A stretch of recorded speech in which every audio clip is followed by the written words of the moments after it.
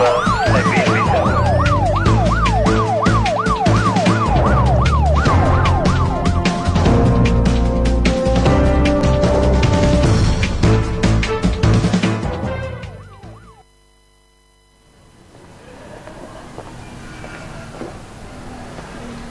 Mitra Tia TV, apa kabar Anda? Saya Sena Herpram, kembali hadir menjumpai Anda pastinya di acara prajurit. Nah, Mitra Tia TV bisa Anda lihat di belakang saya ini, polisi berhati nurani, kemudian satu teladan jauh lebih baik daripada 1000 teori. Nah, saat ini saya berada di Mapolres Karanganyar. Dalam prajurit kali ini, kami akan berbincang bersama Kapolres Karanganyar terkait dengan peningkatan kualitas atau kinerja polisi di bidang rekrutmen. Nah, untuk selengkapnya, ikuti dalam prajurit bersama saya, Sena Herpram.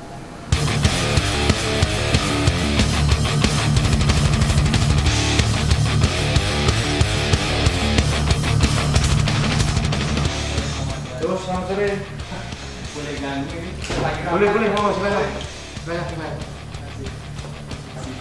Boleh ya? Boleh, silakan. Kebetulan ini sedang membahas rekrutmen nampaknya. Pas lah. Betul, ini lagi bincang-bincang. Saya ngecek persiapan mulai dari tahapan sosialisasi sampai pendaftaran sampai hari ini berapa, termasuk segala sesuatu persiapannya.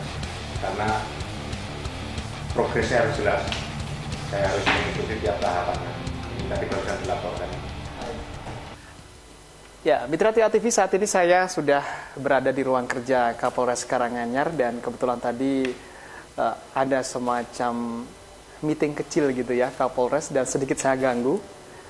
Beliau AKBP Mahedi Surindra SHSIK ini sedang mungkin berbincang bersama Kabak Sumda Polres Karanganyar, ada Kompol Sukarsi Sarjana Hukum dan juga Kasubag Humas Polres Karanganyar AKP Suryo Wibowo.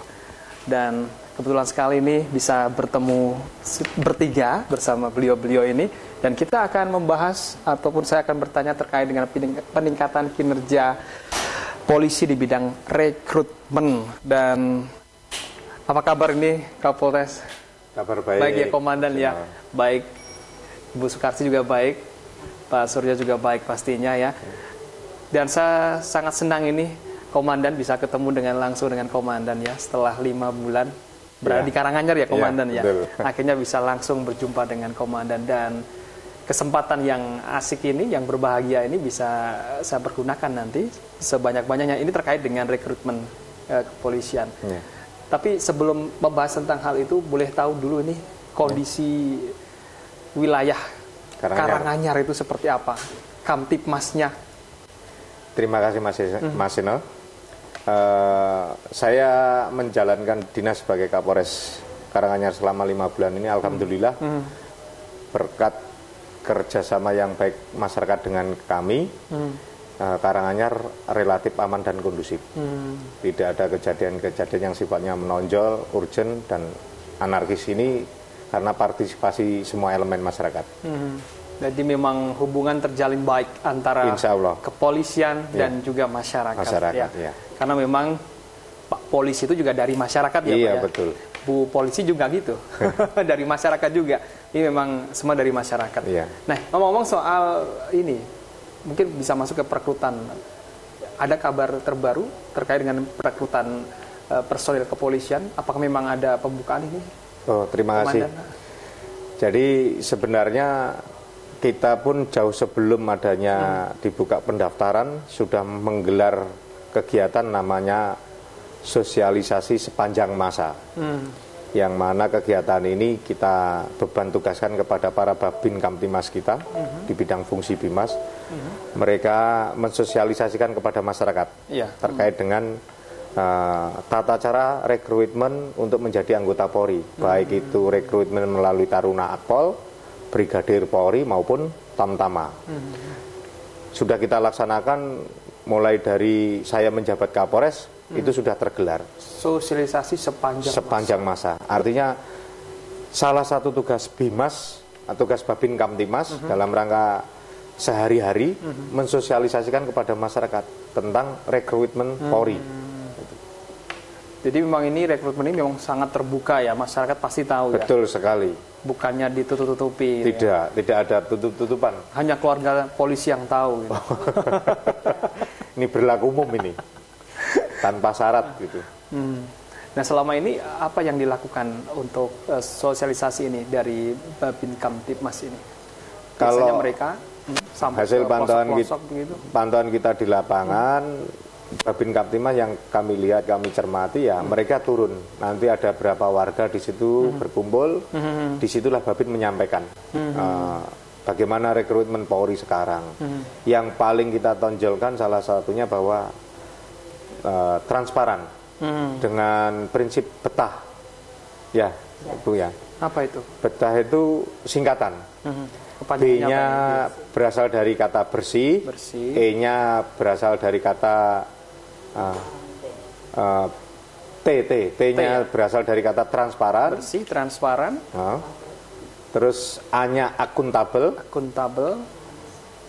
H-nya humanis. Ya. Bisa dijabarkan satu persatu ini yang bisa. Betah itu, yang bersih, yang seperti apa ini tentang rekrutmen ini? Silakan Kabak Sumda. Langsung saya ke Bu Sukarsi. Gimana Bu Karsi? Kalau bersih itu bersih sekali, jadi tidak ada kolusi. Tidak dipungut biaya. Tidak ada pungutan biaya spesial pun ya. Pendaftaran gitu tidak ada ya. Harus daftar ini administrasi terus bayar pendaftaran sekian. Tidak ada. Oke. Kalau transparan sudah terbuka. Nah, setelah sistemnya sudah gugur, habis nggak lulus, contohnya kalau tingginya itu persyaratan 165, 164,5 pun tidak. Nggak bisa ditawar, alah kurang setengah aja, nggak bisa ya? Tidak, langsung lepas di situ. Dan langsung gugur gitu. Sesama calon bisa melihat kalau memang orang lain ternyata tidak memenuhi syarat kok diluluskan, dia bisa protes. Bisa protes ya. Iya. Oke. Itu transparannya. Akuntabelnya bisa dipertanggungjawabkan oleh para panitia tersebut. Seandainya ada kolusi tadi kurang semili pun, ya ini taruhannya dengan jabatan yang panitia tersebut. Jadi masalah humanis. Iya. Jadi panitia ini tidak boleh bersikap garang, tidak boleh arogan.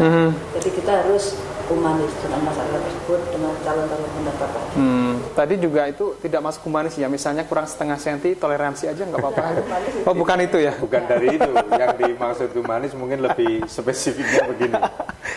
Pada saat mulai dibuka pendaftaran, banyak animo. Disinilah kita siapkan personil yang bisa memberikan penerangan sebagai salah satu syaratnya. Contohnya dalam rangka ada animo masyarakat, ada para calon itu datang bertanya, saya sudah punya SKCK yang dikeluarkan oleh Polsek, dalam rangka persyaratan apa perlu SKCK cukup Polsek saja atau sampai Polres? Itu kita berikan penjelasan. Kalau bukan humanis pasti antagonis dari situ, mungkin dibentak-bentak, kamu lihat sendiri aja, misalnya seperti itu. Gitu.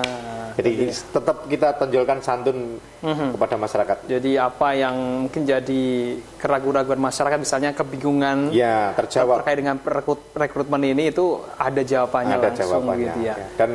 Dan saya kira itu jawaban logis dan masyarakat pasti bisa menilai apakah kita terkesan arogan atau tidak. Masyarakat pasti bisa menilai. Jadi nanti masyarakat tidak akan mendapatkan jawaban, maksudnya sudah baca formulir pendaftarannya, mungkin sudah ada pengumumannya belum, nggak ada seperti itu. Tidak ada. Dan baca dulu sana. Kita persiapkan ini. Kita persiapkan, kita latih. Oke. Mungkin kalau dalam prakteknya nggak ada yang pakai kumis ya Bu ya. Nah kalau udah pakai kumis. Oke. Baik ya. Ini tadi baru dijelaskan tentang betah ya. Nah, jadi prinsip yang dijalankan di dalam rekrutmen ini bersih, kemudian transparan, akuntabel, dan juga humanis. Nah, ini prinsip yang dipegang teguh. Nah, saya masih banyak sekali pertanyaan tentang rekrutmen ini, termasuk yang tadi kan baru disinggung misalnya tinggi badan semacam itu. Nah, nanti bagaimana sih teknisnya dari syarat yang harus dicukupi oleh calon nanti, calon yang mau masuk ke polisi ini, tapi nanti kita bahas nanti saja ini Pak ya, boleh ya? Boleh. Oke, dan mudah-mudahan nanti ini masyarakat juga saat ini bisa menyimak secara jelas, jadi yang memang dari kecil cita-citanya sudah jadi polisi, kemudian orang tua yang sangat mengharapkan putra-putrinya jadi polisi, aparat kepolisian ini juga nanti dapat mendengarkan dengan baik. Baik, kita jeda dulu, kita akan kembali lagi.